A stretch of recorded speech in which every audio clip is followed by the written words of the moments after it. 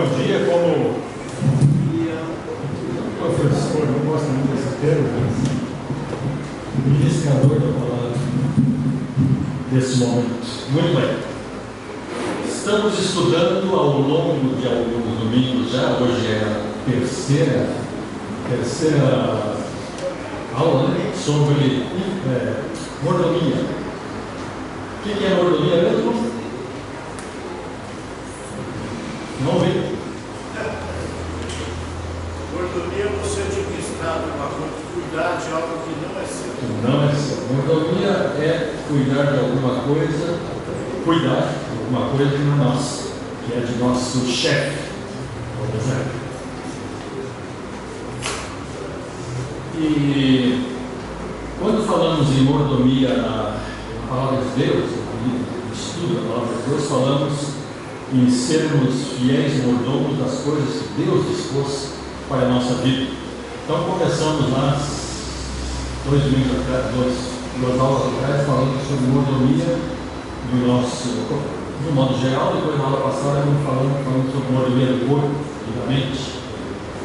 E o nosso corpo não nos pertence, e a nossa mente também não nos pertence, não deve ser assim, né? Nós devemos entregar tudo isso a Deus, para que Deus nos controle e dirija, e por aí vai. Então, além de sermos responsáveis pelo nosso corpo, pela nossa mente, nós também precisamos saber, entender, crer que nós somos responsáveis também pelas nossas influências. Hoje eu vou falar sobre influências. E só relembrando um pouco, nós falamos no passado, falamos assim: o Espírito Santo habita em nós. Daí nós vamos entrar nas influências. O Espírito Santo habita em nós porque nós somos o templo do Espírito Santo. Ou seja, se o templo do Espírito Santo somos nós e ele habita em nós, então é ele que governa. Efésios 2, 21 diz assim: no qual todo edifício bem ajustado cresce para o templo santo do Senhor, no qual também vós juntamente sois edificados para a morada de Deus em Espírito. Ou seja, nós fomos edificados como morada de Deus, como morada do Espírito Santo. Isso é muito importante, porque dessa verdade, de conhecer essa verdade, nós vamos entender melhor, talvez, ou relembrar por que nós temos que ter a nossa controle das nossas influências para que sejamos bons mordomos nessa área. Influências têm dois lados. As influências têm dois lados. Então vamos fazer só para chamar a atenção, um desenhozinho aqui. Então,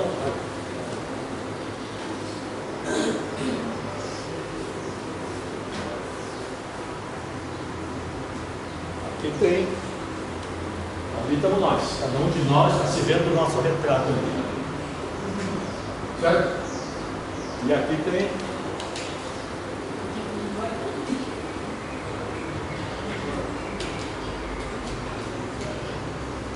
então, botar um chão ali para ninguém cair, e ali tem outras pessoas que nos seguem. Vejam aquilo ali da seguinte forma: eu estou aqui e lá tem uma multidão de pessoas, como por exemplo agora eu estou aqui falando e tem aí, sei lá, 30, 40 pessoas sentadas por aí me ouvindo. Então, de uma certa forma, eu estou influenciando vocês de alguma forma. Por quê? Porque nós falamos também já que é impossível viver sem influenciar alguém e sem ser influenciado por alguém. Não existe isso. A gente sempre está influenciando, e nós vamos ver alguns exemplos disso, e sempre estamos sendo influenciados também por alguém, por algumas pessoas. Então, aqui a coisa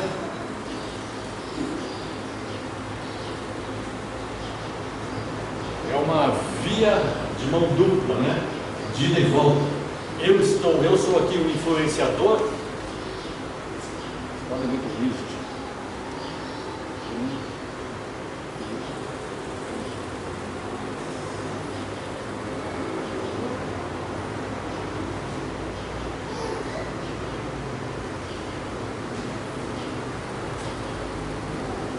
Então temos ali do lado de cá o influenciador e do lado de lá o influenciado, mas como eu estou dizendo que é uma via de mão dupla, eu posso ser influenciador e influenciado ao mesmo tempo. Então o influenciador, e ali isso é apenas uma figurinha para mostrar que realmente nós não somos sozinhos no mundo. Não existe isso de sou dono da minha vida, faço o que quero. Não é assim que funciona com o cristão, é diferente. Nós somos donos de nada, nós somos donos da nossa vida e fazemos aquilo que o nosso dono quer, que o nosso rei quer, que o nosso Senhor quer. Muito bem. Existem 3 aspectos da influência, ou das influências, além de ser uma via de mão dupla. E vamos começar já lá no começo da Bíblia, Gênesis capítulo 1, 26. O que diz lá? Gênesis 1, 26. Aliás, a maioria de nós acho que deve conhecer de cor, né? Gênesis 1, 26 diz: então disse Deus, façamos o homem à nossa imagem, conforme a nossa semelhança, domine ele sobre os peixes do mar, etc, etc. Façamos o homem à nossa imagem e semelhança. Então Deus fez o homem. Só o homem, só o macho, só o homem. Não sei quanto tempo depois, em Gênesis 2,18, conta como é que ele fez a Eva, a mulher. Então 2,18. Disse o Senhor Deus: não é bom que o homem esteja só. Far-lhe-ei uma ajudadora que ele seja idônea. Eu não sei quanto tempo levou isso, a criação do homem até a criação da mulher. Não procurei calcular, procurei dados para ter uma ideia, não sei. Foi rápido, mas não foi assim na mesma hora. Só que eu achei interessante, a gente acha interessante, né, o que Paulo diz. Que é Deus Moisés escreveu que Deus falou assim: não é bom que o homem esteja só. Por que ele não fez um outro homem? Por que ele não fez logo uma família inteira? Não importa. O que importa é essa frase: não é bom que o homem esteja só. Então não é bom. Aí agora nós vamos espalhar isso para a humanidade. Então não é bom que cada um de nós esteja só. Nós nunca estamos sós. Não podemos viver sozinhos, sempre precisamos dos outros, e os outros precisam de nós, né? É importante também. Então, a vida em sociedade, eu quero dizer no lar, na escola, na igreja, no trabalho, no mundo inteiro. A vida em sociedade, ela existe porque é plano de Deus para nós, homens e mulheres, para nós, humanidade, para que não vivamos sós. A vida em sociedade faz parte do plano de Deus para nós. Não dá para dizer assim: eu vou viver a minha vida e o outro se engana, faz o que quiser. Minha esposa que faz o que quiser, eu vou viver sozinho. Isso não existe. Não deveria existir, né? Não foi assim que Deus fez. Daí então temos a grande responsabilidade de mantermos a nossa influência bem consciente e sincera e de acordo com a vontade de Deus. Então isso é a inevitabilidade. Daí nós temos essa expressão inevitabilidade da influência. Então influenciar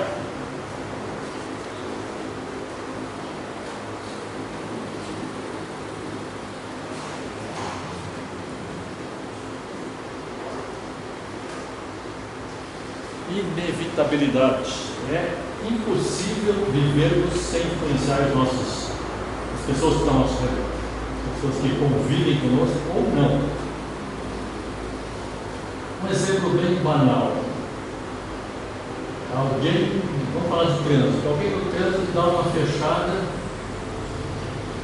e aí eu desço do carro, xingo ele, toda a família dele, os ancestrais dele, faço um escarcelo, qual vai ser o resultado disso? Ele vai ficar nervoso, ele pode puxar alguma coisa dentro do carro, bater, quebrar o vidro do carro, evitar uma guerra.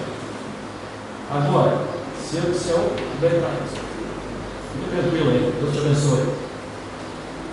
Então, a partir disso aí, eu tenho dessas ideias, eu tenho tentado fazer isso, né?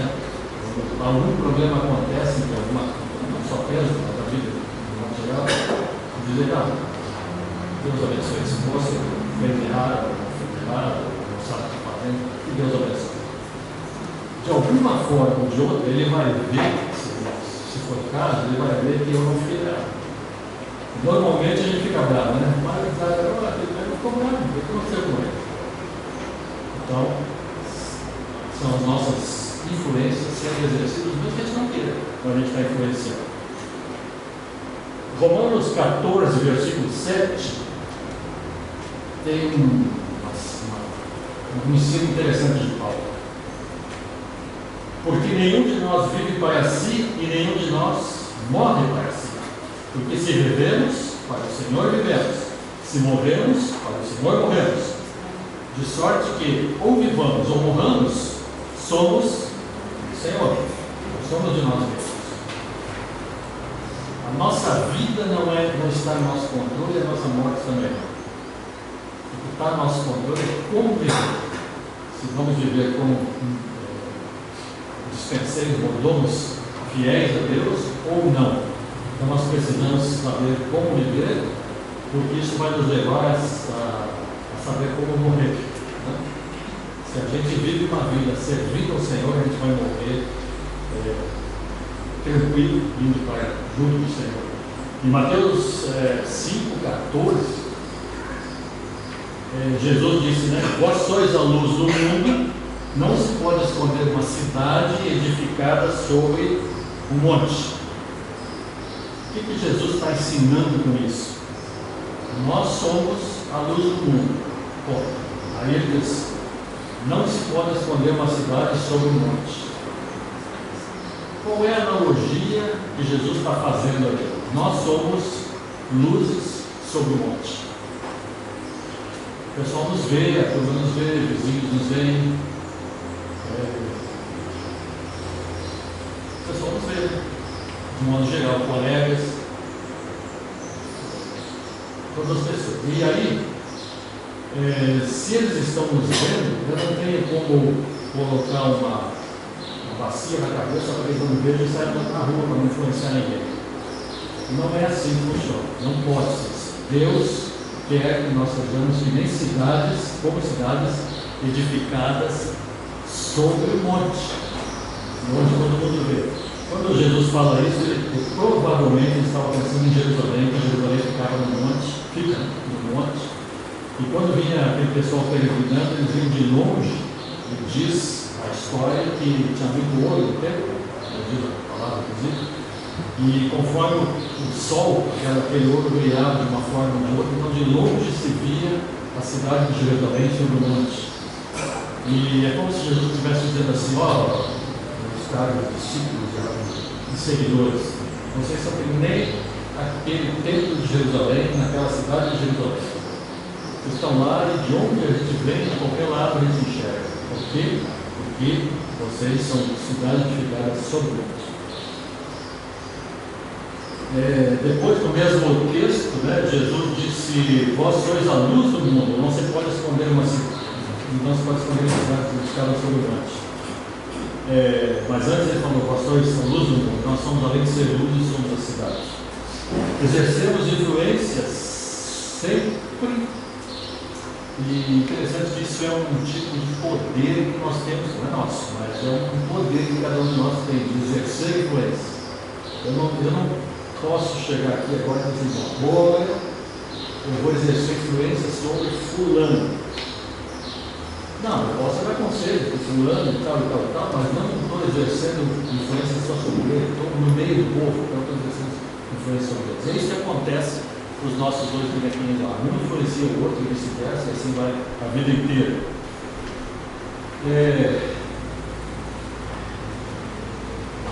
Então, resumo, não podemos viver sem influenciar ninguém porque estamos sobre o monte.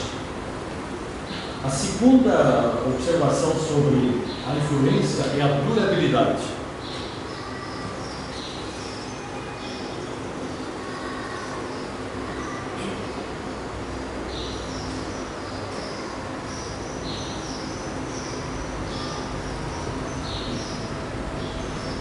Durabilidade significa permanência. As nossas influências, boas ou más, elas não morrem conosco. Isso às vezes pode nos alegrar e às vezes pode nos assustar. O fato é que as nossas influências, o meu jeito de viver, o meu jeito de viver em sociedade, influencia as pessoas até mesmo depois da morte. Hebreus 11, versículo 4. Hebreus 11, 4 fala de Abel. Abel ofereceu a Deus maior sacrifício do que Caim, pelo qual alcançou o testemunho de que era justo, dando Deus testemunho dos seus dons, e por ele, depois de morto, ainda fala. Interessante que o que Abel fez? Olha a história de Abel. Abel, irmão de Caim, irmão mais novo de Caim, né? Foi oferecer sacrifício daquilo que ele fazia, que era apacentar ovelhas. Caim, que era agricultor, ofereceu um sacrifício daquilo que ele fazia: frutas, verduras, legumes, só que Deus aceitou de Abel e não de Caim. Por quê? Porque Abel ofereceu o carneiro e ele ofereceu verdura. É isso? Muita gente ensina isso, mas não é isso. O fato é que, nesse mesmo texto, está explicado, né? Abel alcançou o testemunho de que era justo. O problema de Abel, o problema de Caim é que ele não era justo. Abel era invejoso, pecador. Abel? Caim. Era pecador. Pecador todos somos, ele também era, mas vivia. E aí, Caim, de pronto, quando Deus aceitou a oferta de Abel e não a dele, ele já pensou o que ele devia fazer com Caim, com Abel, e fez, né? Matou Abel. Interessante que o escritor aos Hebreus diz assim: dando Deus testemunho dos seus dons. Deus não estava dizendo, o escritor de Hebreus não está dizendo assim, Deus estava dando testemunho da sua oferta de carneiro. Não foi isso. Deus está dando testemunho dos seus Deus, está dando testemunho dos seus dons, ou seja, aquilo que era a vida de Abel é que Deus estava olhando. A obediência, a dedicação, o serviço ao Senhor. E Caim não vivia desse jeito. E aí termina o texto dizendo que por essa mensagem, por essa bênção, essa justiça de Abel, o seu depois de morto ainda fala. Tanto que estamos falando agora. Quantos anos faz que Abel morreu? Foi assassinado. E nós estamos aqui falando da vida de Abel, quem foi Abel. Existem outros exemplos, e tem aquele exemplo da viúva, né, lá no templo, quando Jesus estava sentado assim, perto do gasofilácio, para olhar mesmo o que o povo estava dando. Jesus estava ali olhando, e aí Jesus viu que os ricos chegavam lá, viu a carteira, dava volta, dava o dinheiro lá, e saiu falando lá, falando com todo mundo, porque eu sou bom, eu sou rico, eu posso dar bastante dinheiro, mas dava um pouquinho que tinha, né, da sua riqueza. E a coitada da senhora lá veio com 2 moedinhas que valiam 2 centavos. Não, meio centavo, as 2 moedinhas valiam meio centavo, é o que está em Marcos 14, né, 22. Vindo, porém, uma pobre viúva, deitou 2 pequenas moedas correspondentes a um quadrante. Um quadrante correspondia a meio centavo. E ela deu meio centavo, imagina, nós nem mais centavo temos, né? Vou pensar em meio centavo ainda, não existe. Não é nada. E ela deu aquilo como oferta. Mas o que ela deu? Tudo que ela tinha. E é isso que Jesus estava olhando, e foi isso que Jesus disse: olha, ela deu tudo que tinha, que era o seu sustento, que era a sua vida, que era... Talvez não conseguisse comprar um prato de comida com aquilo, mas era o que ela precisava para juntar um pouquinho mais, comprar, ela deu. E aí nós falamos então da inevitabilidade, da durabilidade da influência. Então, falamos dela ainda hoje. Quantos anos depois, nós ainda falamos do seu bom exemplo, do seu bom testemunho, da sua influência. Por ela, nós somos influenciados também a darmos tudo ao Senhor.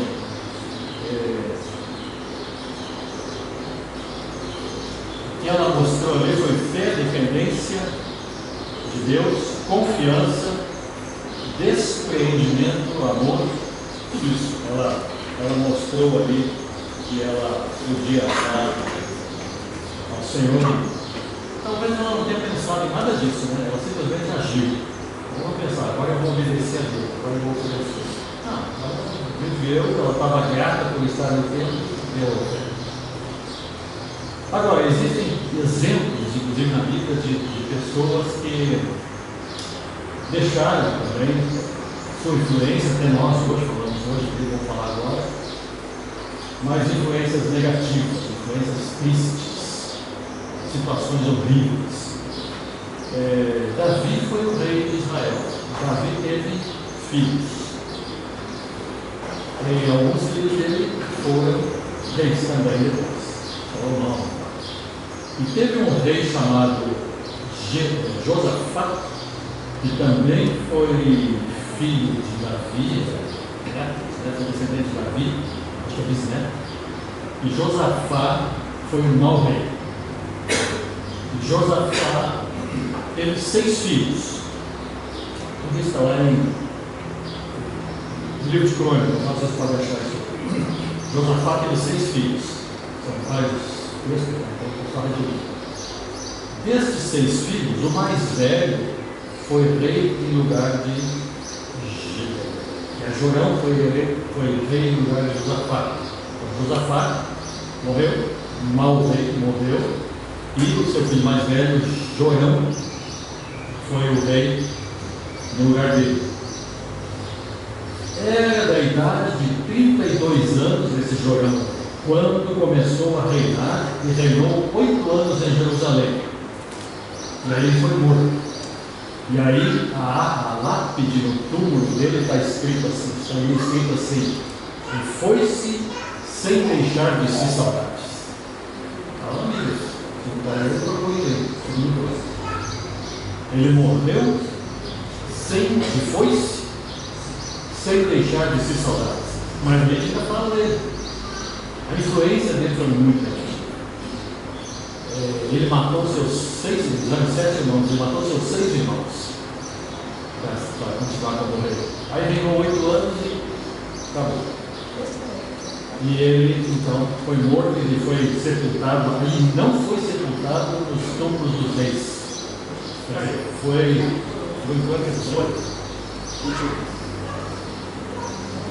e não foi sepultado no sepulcro dos reis. Ou seja, foi uma vida totalmente ruim, depravada, desprezível e depravada. E somente 8 anos ele governou, quando Davi governou mais 4 anos. Os bons reis. Então eles reinavam, e uns eram bons, outros eram maus, né? Parece que a maioria era mal, mas esse aí parece que foi o que registrou seu exemplo, ele se foi sem deixar de se salvar. Eu fico pensando se quando eu morrer, alguns dias,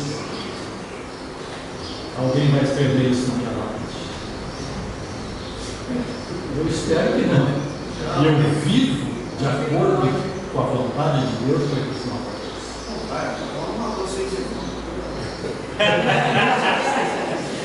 Então, é assim que é, né?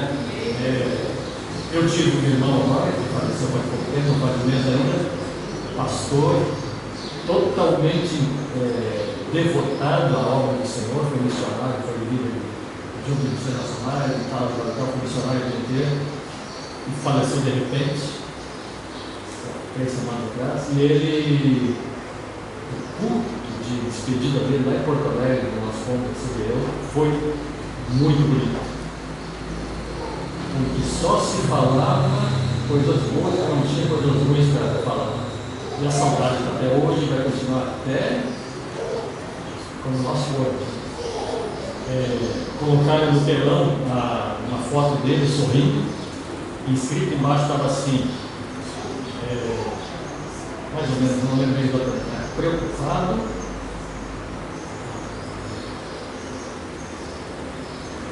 com aquilo que é eterno, não é preocupado, mantendo aquilo que é eterno, pregando aquilo que é uma coisa assim, mas falando do que é eterno, esse que é o que estava lá embaixo na foto. Porque ele sempre falava isso no sermão, não adianta a gente viver de qualquer jeito, nós temos que nos preocupar com aquilo que é eterno.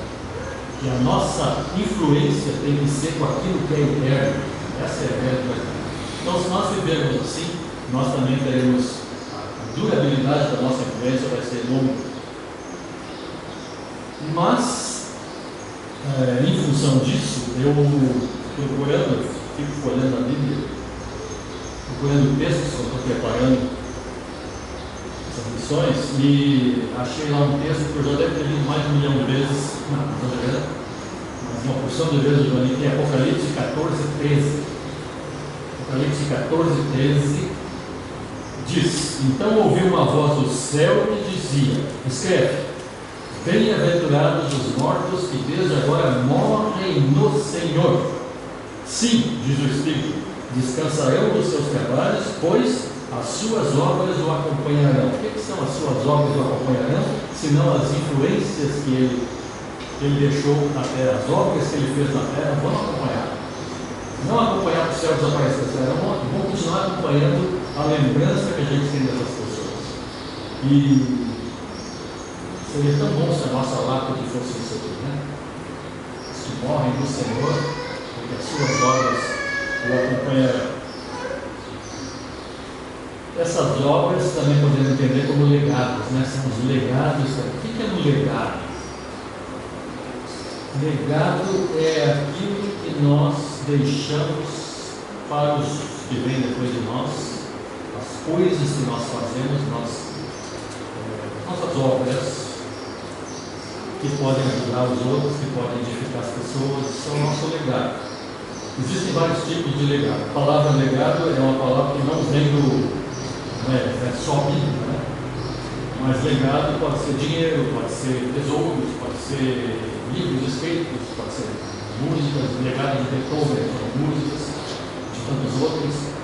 Mas o crente tem um legado específico de influenciar as pessoas a serem também servos de Deus.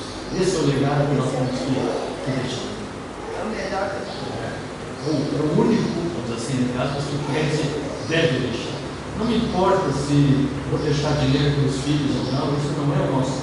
Não é nisso que nós temos que pensar na nossa vida. Nós temos que pensar na nossa influência em relação às coisas de Deus para os que vêm depois de nós.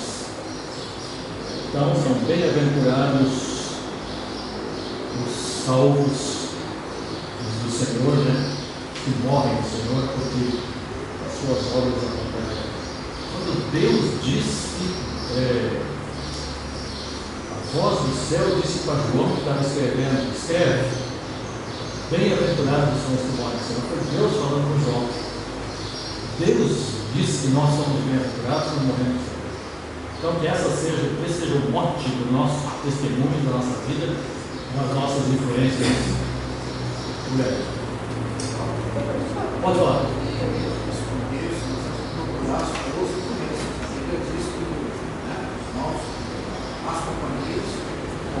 Sim. Nós vivemos uma época de influência. Sim. Inclusive nessa área chamada de graça de educação. Muitos jovens, pessoas descansadas, não ouvidos por esse motivo. Quando a gente dá uma olhada só para ver como é que é, a gente percebe que são totalmente assim, está dentro da área nós temos que procurar boas influências, prestar atenção nisso. Sim. É o influenciado de lá para cá, né? Na verdade, nós somos influenciados, sim, sempre estamos influenciando e somos influenciados.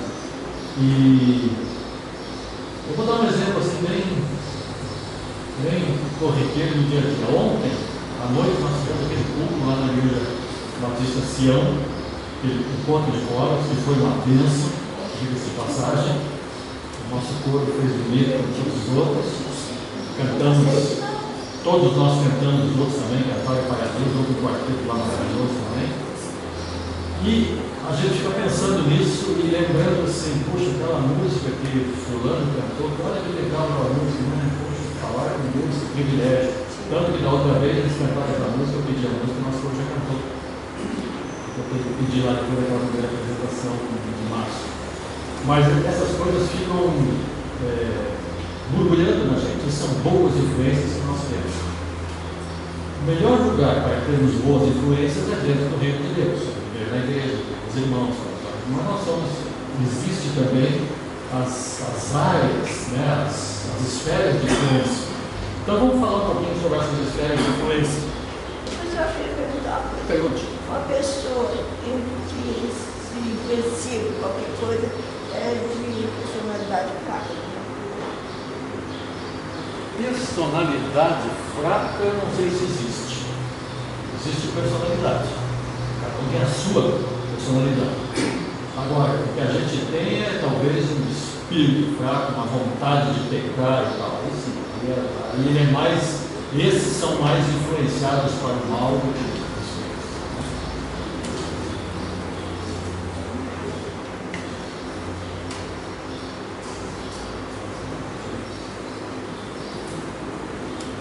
E então a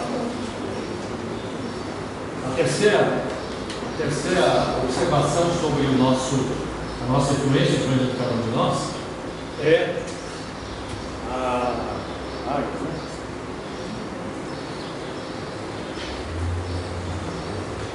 áreas de influência ou ciclos de influência.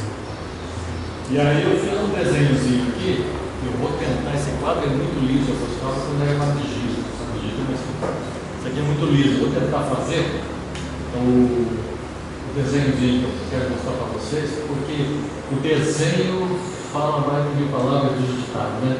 A gente olha o desenho, daqui a pouco alguns irmãos que já são meus alunos há muito tempo aí da escola musical, dizem assim, eu lembro que você fez aquele desenhozinho assim.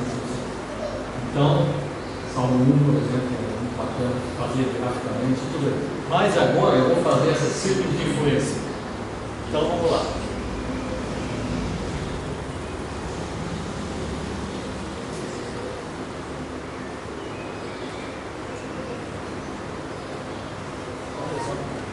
Ficou bonito. Bom, isso aí são não é assim, mas são os nossos círculos de influência.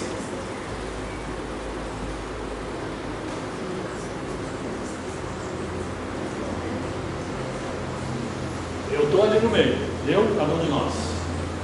E nós estamos então exercendo influências para cá, para todos os lados, nós estamos exercendo a nossa influência. Nossa influência é aquela, no caso, força que nós temos que nós vamos controlando, nós estamos influenciando. Você pode passar o dia inteiro deitado na sua cama, você está influenciando alguém. E a sua família vai saber que você está o dia inteiro deitado na cama, porque o cara é preguiçoso.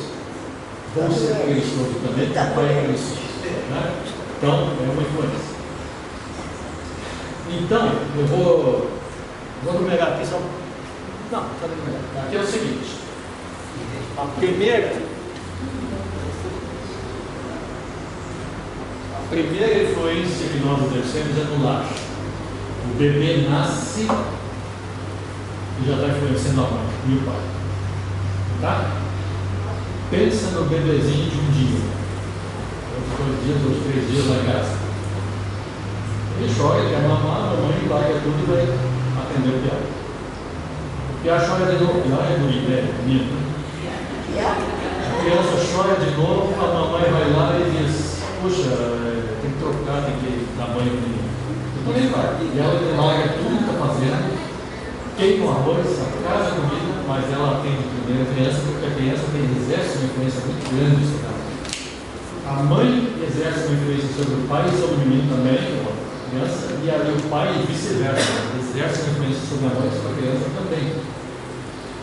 Porque à medida que a criança vai crescendo, ela vai vendo os seus pais, como eles vivem, como eles são. Se os pais brigam, a criança vai ser briguento, provavelmente. Se os pais se amam, a criança vai ser uma criança amável. Influências que nós não queremos que tem, mas é inevitável que façamos. A segunda área de influência que temos não é pela ordem, tá? Mas eu coloquei assim nessa ordem, pensando no crescimento do bebezinho que nós já fizemos nascer. Então, o bebezinho, a próxima comunidade do bebê é a escola, normalmente. Então,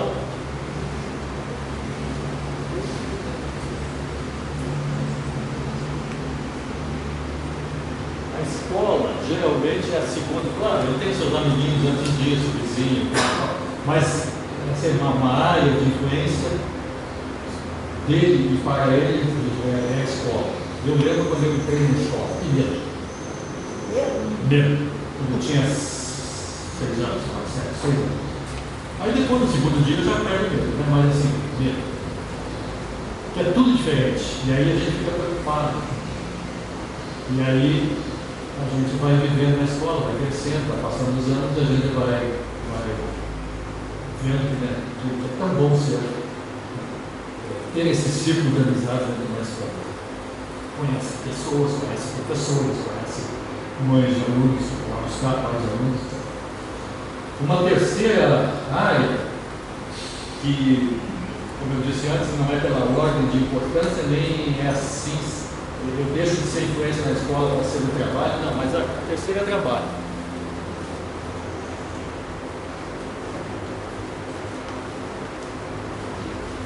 Pensando assim, que a pessoa trabalha depois que sai da escola. Não é bem assim, né? Mas só para pensar aqui para a gente entender melhor.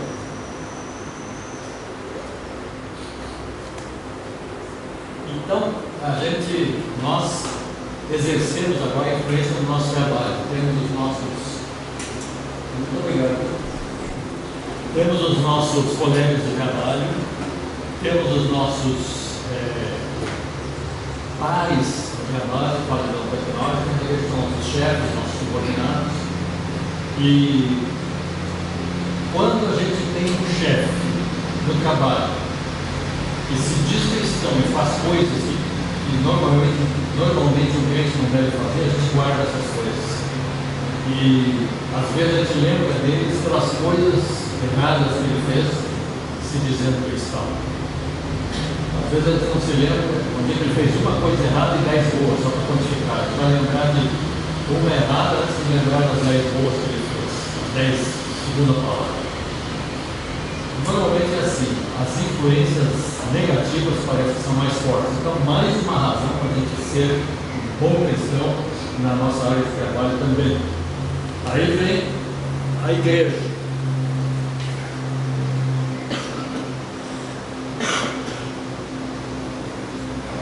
Botou a igreja depois do trabalho. Não é assim, né? A igreja tem que ser talvez o primeiro, lá do lado, mas não é que está em ordem, tá? Porque nós exercemos influência no nosso trabalho, na nossa igreja, na nossa família, o resto da vida. Eles vão fazer um cursinho depois de 50 anos, vão fazer um curso de qualquer coisa, tem nosso colega, vamos exercer influência do nosso colega. Então, isso aí não é. São círculos, como é que chamamos isso? Círculos com interseções. Círculos intercessórios. Existe isso na matemática das interseções. Então existem essas interseções entre os círculos que aqui estão separados. E na igreja a gente exerce influência sobre nossos irmãos, somos influenciados pelos nossos irmãos. Mais uma vez, a nossa responsabilidade sobre como estamos influenciando os outros. Pensa na igreja. Como é que eu estou? Eu pensei na resposta agora. Como é que eu estou influenciando meus irmãos? Será que aquele irmão que me olha com atenção quando eu estou fazendo alguma coisa, ele está pensando assim, como cara, vai exibir, por que ele faz isso? Ou ele está pensando assim, poxa, é um bom exemplo, eu gostaria de seguir o exemplo desse irmão. É isso que nós devemos tentar fazer, sermos bons exemplos sem sermos maus exemplos em algumas coisas. Muito bem. E a quinta, o que faltou? Fechar o ciclo?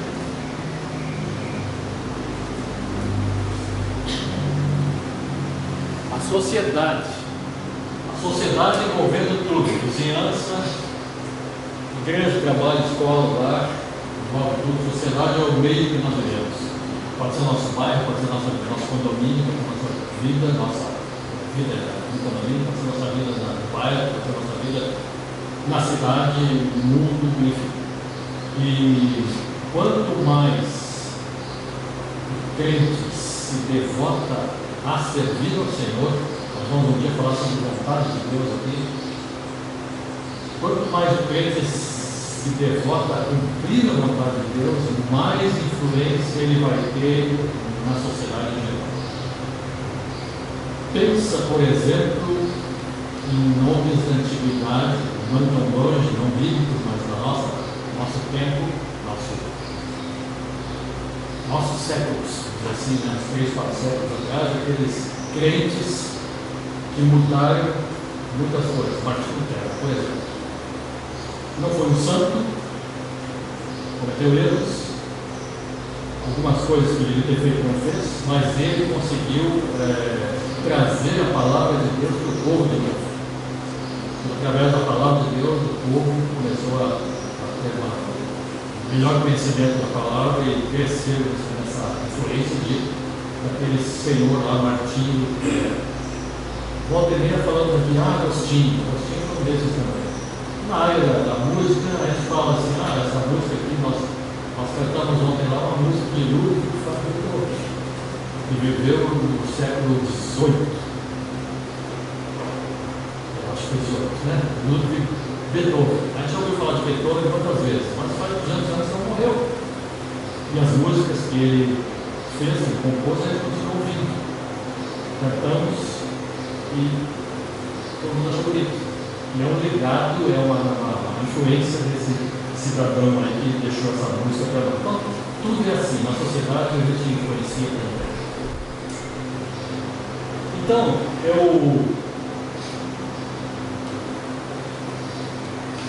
de uma forma gráfica, vocês estão vendo ali como e onde e quando nós devemos exercer a nossa influência como bons mordomos dessa área também do nosso Senhor, do nosso povo. Não que eu possa escolher.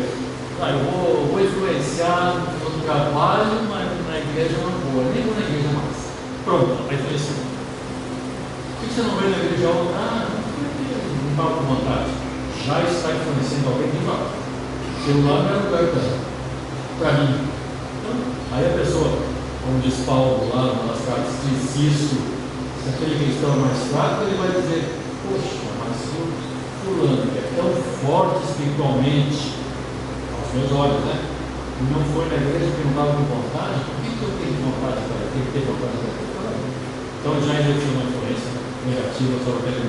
Mas se o irmão, fraquinho na fé, vem, aí o irmão mais forte assim, você não precisa ir todas as reuniões, não preciso sim, porque eu preciso louvar esse povo, ele vai exercer uma influência boa naquele irmão que se acha mais forte. É assim que funciona a Bíblia, ensina isso. Alguns textos que nos instruem sobre a nossa mordomia das influências. Vamos lá, Romanos 12, 1 e 2. Os irmãos sabem decorar praticamente. Romanos 12, 1 e 2.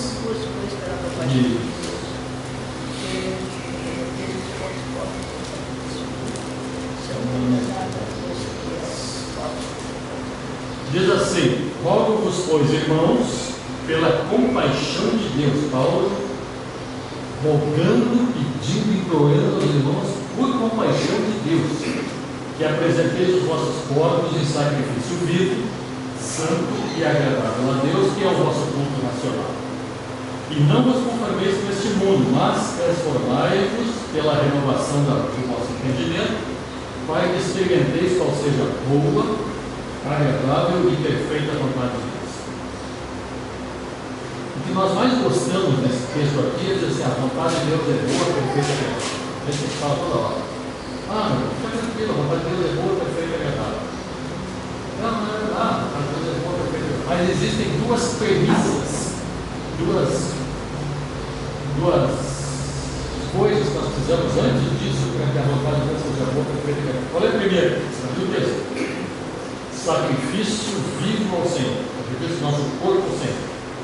Se eu não me sacrificar ao Senhor, a vontade de Deus não vai se manifestar boa, perfeita e agradável. Porque eu não estou de sintonia com isso. Para que a vontade de Deus seja boa, perfeita e agradável para mim, eu tenho que estar em sintonia com Deus através do sacrifício vivo. O que é um sacrifício vivo? É eu ir lá na montanha e fazer um monte de pedra e queimar em cima? Não é isso. Quando eu falo em sacrifício vivo, quando a Bíblia fala, quando o apóstolo fala, é dedicar-se de corpo e alma para a obra do Senhor. No seu lar, na sua casa, no seu trabalho, na sua sociedade, mas se dedicando sempre ao Senhor. Deixar de fazer aquilo que eu gostaria por amor ao Senhor. Por amor ao Senhor, se isso se bate, né? Aquilo que eu gostaria de fazer, que não agrada ao Senhor. Que não agrada ao Senhor, eu não devo fazer. Isso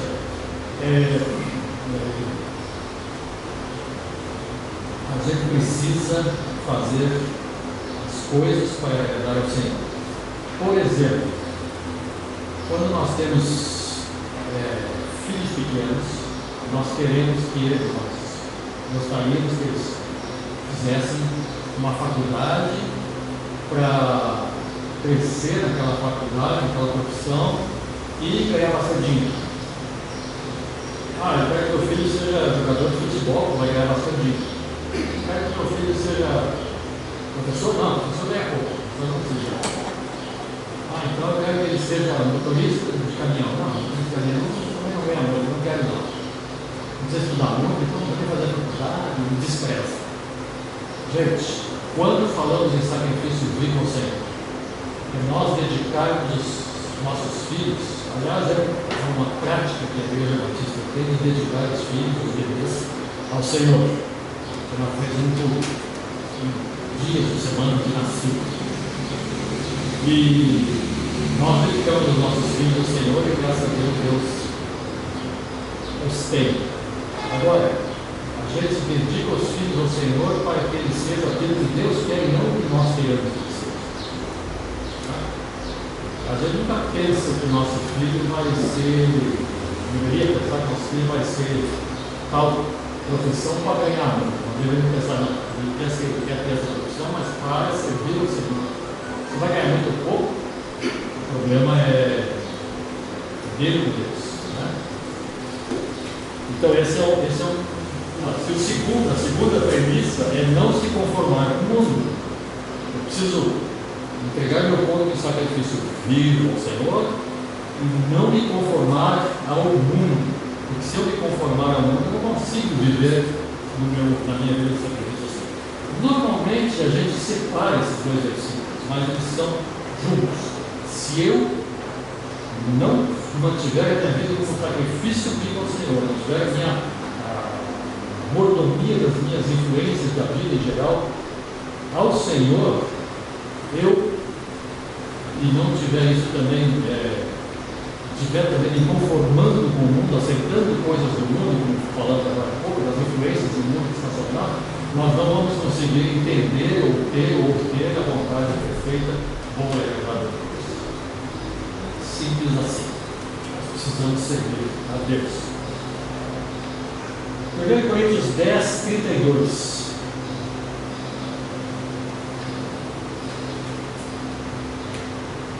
Portai-vos de modo que não deis escândalo nem aos judeus, nem aos gregos, nem à igreja de Deus. Olha o que Paulo está dizendo para Coríntios. portai-vos de tal modo que vocês não tenham escândalo. O que é escândalo? Escândalo não é só coisas sexuais, não. Escândalo é quando você faz alguma coisa que faz um crente um pouco mais fraco na fé cair. Isso é um escândalo. A linguagem bíblica. Então, portai-vos de modo que não sejais escândalo nem para a sociedade, seja de irmãos, seja de judeus, seja de gentios, nem para a igreja do Senhor. Então, se eu mantiver a minha vigilância, que falamos há pouco de Romanos 12, eu não vou fazer coisas que vão prejudicar a minha igreja e meus irmãos da minha igreja. Porque eu vou estar vigilante com Deus, mordomo das coisas que Deus coloca na minha mão, bons mordomos, orando e vivendo de forma que eu agrade a Deus. E ele diz isso. Escândalo é aquilo que leva alguém a se ofender, ser rebelde ou pecar. Essa é a tradução do dicionário. Existe também o princípio baseado nas liberdades, né? O princípio bíblico baseado nas liberdades. Quando Paulo diz lá que todas as coisas não são lícitas, mas nem todas convêm, aquilo não é uma desculpa para eu fazer qualquer coisa, né? Aquilo ali é o seguinte: você tem liberdade para servir a Deus e liberdade para pecar. Não use a sua liberdade para pecar. Então, todas as coisas são lícitas? Ao mundo parece que são, mas aquele que segue a Deus tem que dar a sua vida por Deus e o sacrifício da sua vida. 1 Pedro 4:10. Cada um administre aos outros o dom como o recebeu, como bons dispenseiros ou mordomos na multiforme graça de Deus. Traduzindo, cada um de nós, crentes que somos, temos que administrar, manter a mordomia dos nossos dons, das nossas capacidades, do nosso ser, de modo geral, de tal forma que façamos isso como recebemos de Deus, que é Deus que dá, e como bons dispenseiros ou mordomos daquilo que Deus nos deu, de acordo inclusive com a multiforme graça de Deus. Deus nos dá as capacidades que nós temos. Um pastor pregou uma vez na igreja dizendo assim: alguém chegou para ele e disse: pastor, eu queria fazer alguma coisa na igreja, mas eu não sei fazer nada, eu não faço nada, não sei fazer nada, não sei pensar, não sei mexer, não sei orar, não sei ler a Bíblia, não sei nada, não sei nada. Aí o pastor disse assim: o irmão quer, a irmã quer trabalhar? Meu irmão, eu disse: pastor, eu quero muito fazer alguma coisa, mas o que você sabe fazer? Nada, então, mas assim, não na igreja, em qualquer lugar. Ah, pastor, aí uma pastora assim, eu sei varrer. Sim, então está aí o seu ministério. Todo domingo de manhã você vai a calçada. E ele ficou feliz e foi varrer a calçada. E aí ele explicou assim: cada um de nós tem a sua vassoura. Se a minha vassoura é tal coisa, então eu tenho que me dedicar a essa tal coisa como primordial para a igreja do Senhor e para o Senhor. E é isso que ele está dizendo então, né? Que nós sejamos administradores, mordomos, dispenseiros do nosso dom, aquilo da nossa vassoura, para que com isso nós louvemos a Deus, ajudando os irmãos e que eles vejam que eu estou louvando a Deus com a minha vassoura. Eu posso falar na calçada de um manhã para ver e cantando, por exemplo. Olha lá, cantando, na final, seja, eu estou cantando. Alguém passa lá, puxa, está feliz que está varrendo folha seca, mas é assim. Muito bem. Então a mordomia dos dons visa a edificação da igreja. Por isso que eu estou falando, a transformação é importante, porque algumas pessoas usam o termo complexo de Gabriel. Eu nasci assim, eu sou Deus assim, eu vou morrer assim. Só que isso não se aplica aos crentes. Nós estamos buscando constantemente a transformação transnacional para colocar o nosso ego acima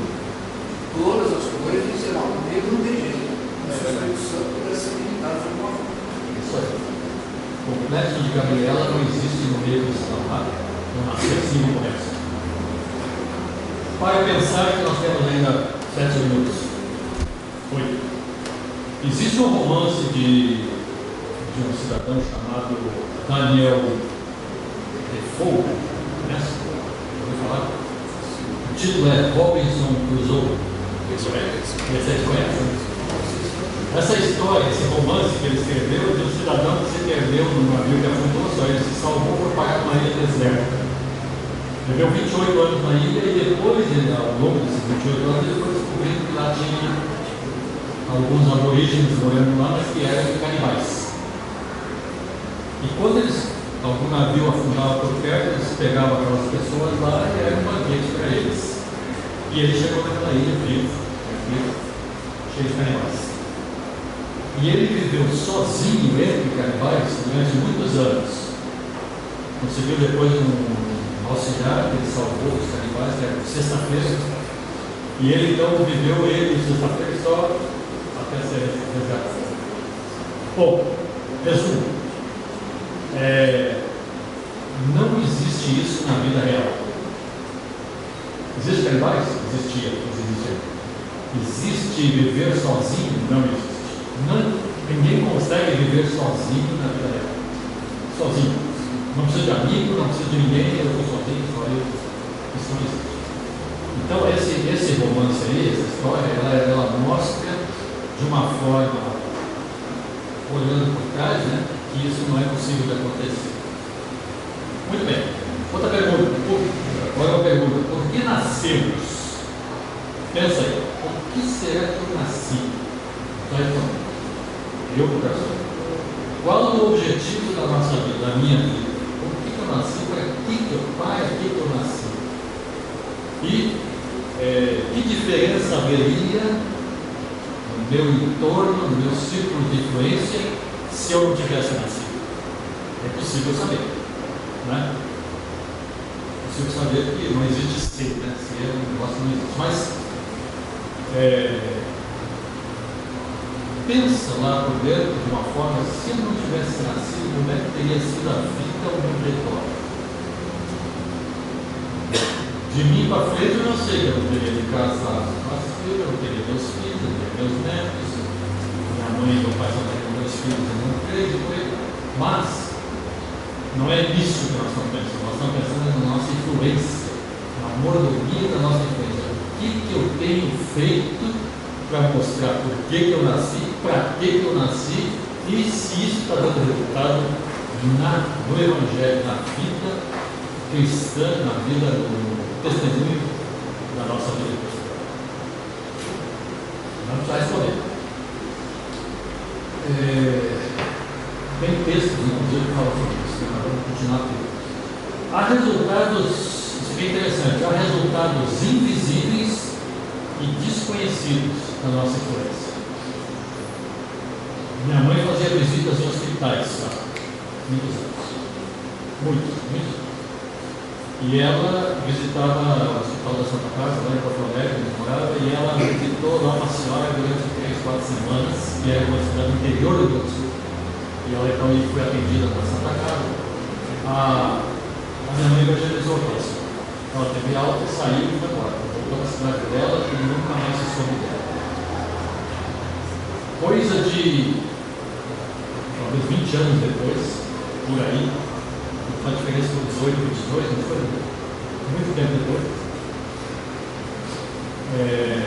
Minha mãe conseguiu se encontrar com ela através de uma filha, estava uma história louca, mas conseguiu se encontrar com ela. E ela era uma crente em Jesus, depois do tempo todo, e ela disse assim: eu não sabia o nome da senhora, então eu chamava a senhora de anjo do hospital. Eu me converti por causa do anjo do hospital, eu não sabia o nome dela. E aquilo foi assim tão bom para minha mãe saber, toda a família, nós ficamos assim, satisfeitos com aquilo, mas durante esse tempo todo, aquele testemunho dela, a influência dela foi invisível e desconhecida para nós. Eu não sabia. E assim muitas vezes nós estamos vivendo e podemos não saber a quem estamos influenciando, por bem ou por mal, espero que só por bem, e talvez nunca venhamos a saber. Tinha uma aldeia em algum lugar aí que tinha um lugar do mundo, é uma história real. E nessa aldeia nunca tinha estado, ou tinha estado uma vez um missionário e tal, mas foi boa lá e foi embora, e a aldeia foi abandonada de novo pelo Evangelho, nunca mais teve ninguém, até que chegou um novo missionário. O nome desse missionário era Sadhu Sundar Singh, conhecido do nosso. Quem foi embaixador do rei aqui, Sadhu Sundar Singh. E aí ele foi numa casa, bateu lá na porta, que serve dos principais da aldeia lá, ele bateu na porta, veio uma menina atender a moça e disse: quem é o senhor? Ele disse: eu sou o Sadhu Sundar Singh e eu vim falar com o fulano de tal, pessoa que leu o livro. Guarda um minutinho, fechou a porta, entrou e disse para o chefe dela do livro: está aí um homem que quer falar com o senhor. Um homem, mas qual é o nome dele? Não sei o nome, esqueci o nome, um nome diferente. Eu não sei. Aí ela disse assim: mas ele é parecido com Jesus. Aí o homem disse assim: parecido com Jesus?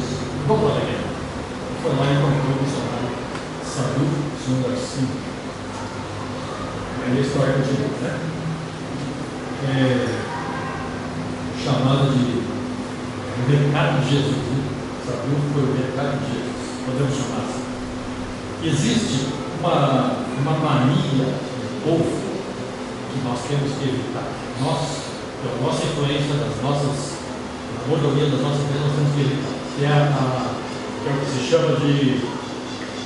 Tem a ver com honestidade e integridade, né? Mas é a mania das transgressões leves. O que são transgressões leves de acordo com a sociedade?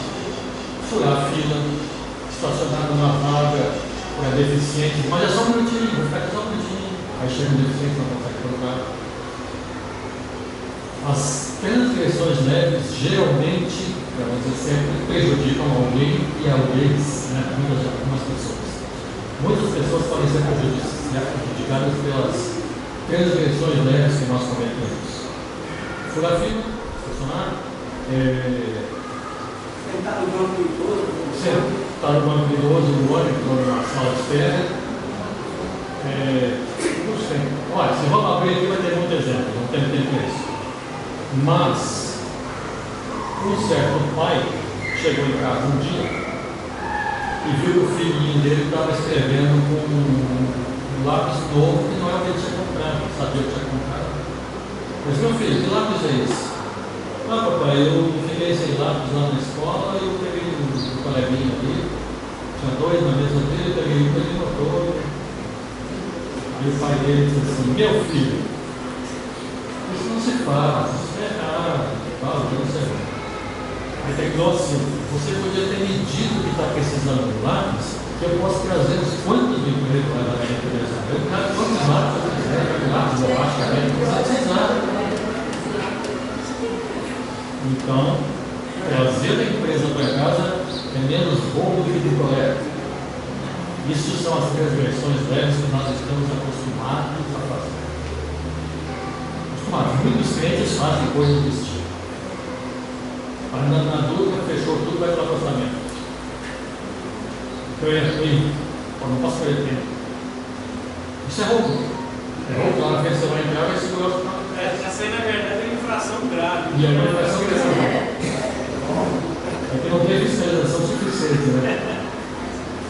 Meu sobrinho pegou uma das notas, aprendendo assim. Mas então, a transgressão leve nos leva a caminhar rumo às transgressões maiores. Hoje, algumas transgressões que a gente vê por aí de pessoas de alto nível começaram com transgressões leves e depois elas vão ficando maiores e maiores, acabam fazendo coisas pela prostituição, depois se vai na internet, pode ser preso, não vou falar nada, mas vocês já sabem o que é. Muito bem, tudo isso tem a ver com honestidade e integridade. Honestidade e integridade. Ser íntegro é ser honesto. Não se pode ser íntegro sem ser honesto, nem vice-versa. Mas a honestidade e a integridade são coisas que têm que caminhar conosco sempre. Quando você agora, a partir de agora, desses 10 horas e 15 desse domingo, sair para a rua, tiver tentação de ultrapassar um carro na faixa amarela dupla para ganhar tempo, você vai tentar em lugar de mim. Minha influência vai ser exercida sobre você. Quando você chegar num banco e só tem lugar para sentar no lugar do idoso e você não é idoso, e está entrando outro idoso atrás de você, não, você está comigo aqui. Você vai lembrar de mim.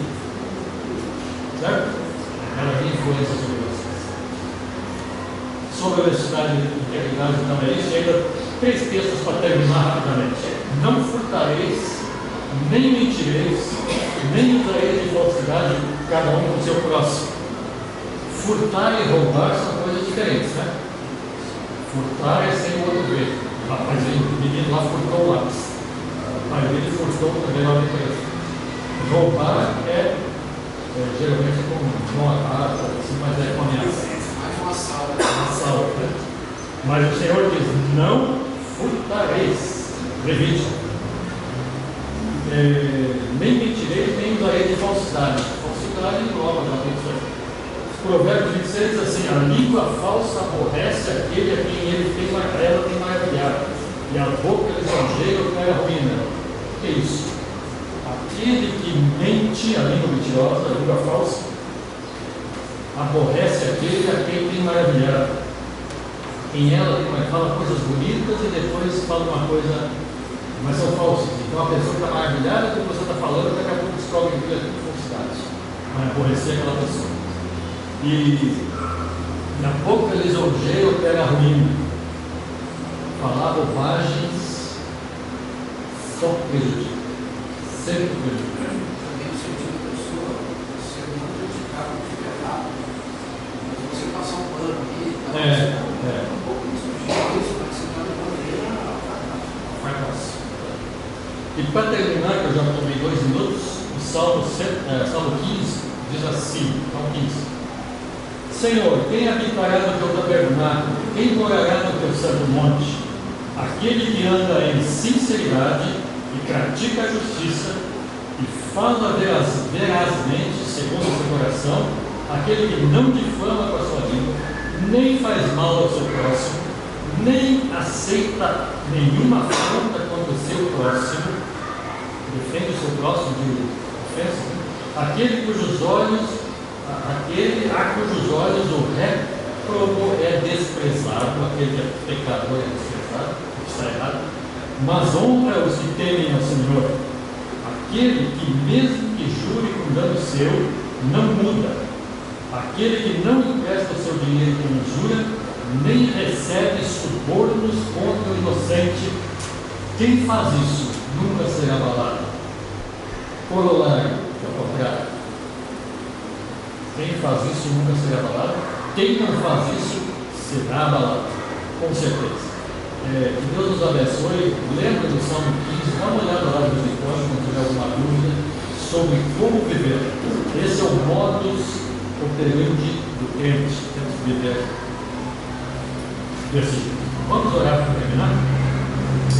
Nosso Deus e Pai, nós te agradecemos agora, Deus, pela tua palavra que nos ensina tantas coisas boas, tantas coisas agradáveis e tantas coisas que precisamos deixar de fazer para ter essa vida agradável também, Senhor. Ajuda-nos, a Deus, a lembrarmos de vivermos a nossa influência de modo a ser somente boa e influenciar os nossos irmãos, os nossos amigos, os incrédulos, de modo geral, a olharem para nós dentro de Jesus.